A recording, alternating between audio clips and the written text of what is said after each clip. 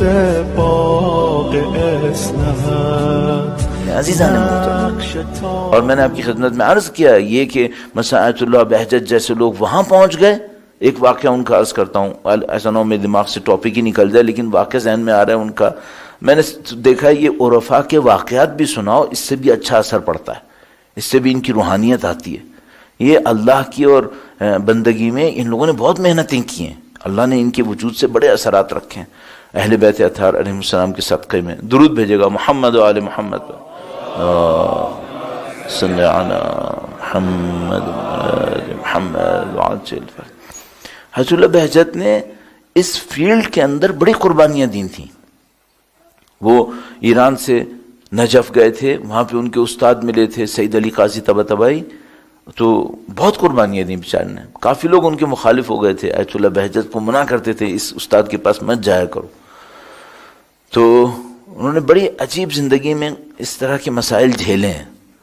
اور یہ مجھے سمجھ میں آتا ہے کہ اگر کسی کو واقعاً خدا کی طرف سے کوئی چھپا ہوا علم چاہیے، وہ مصیبتوں کے بغیر نہیں نصیب ہو سکتا. یہ گارنٹیڈ ہے، بغیر مصیبتوں کے نصیب نہیں ہوگا. آپ کو مصیبت میں جانا پڑے گا.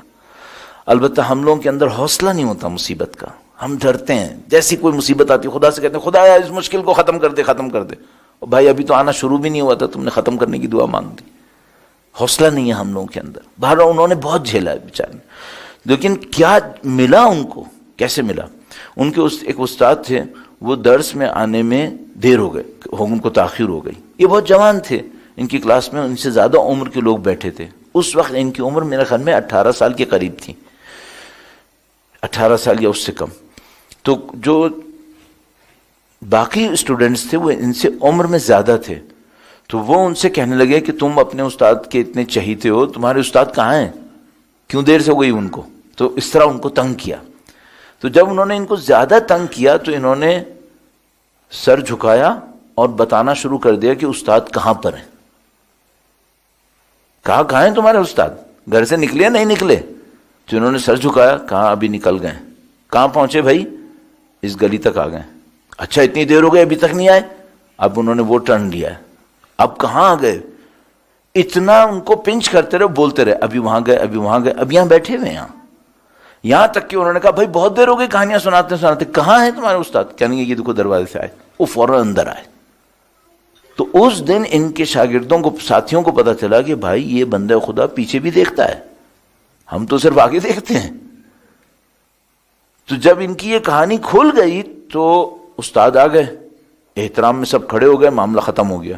اب وہ استاد کیسے تھے؟ جب درس ختم ہو گیا ان کو اپنے پاس بلایا اور کان میں کہا کہ آئندہ سے ایسی شرارتیں نہیں کرنا. ان کو بھی پتا تھا یہ دیکھ رہا ہے، وہ یہ کیا کر رہا ہے. کہا آئندہ سے ایسی شرارتیں نہیں کرنا. تو ان کے ایک کولیگ نے لکھا ہے کہ آیت اللہ کو 20 سال کی عمر تک پہنچتے پہنچتے سید الشہداء سے 20 تحفے مل چکے تھے. ان میں سے ایک یہ تھا کہ وہ جہاں چاہ رہے تھے دیکھ پا رہے تھے. 20 سال کی عمر تک پہنچتے پہنچتے.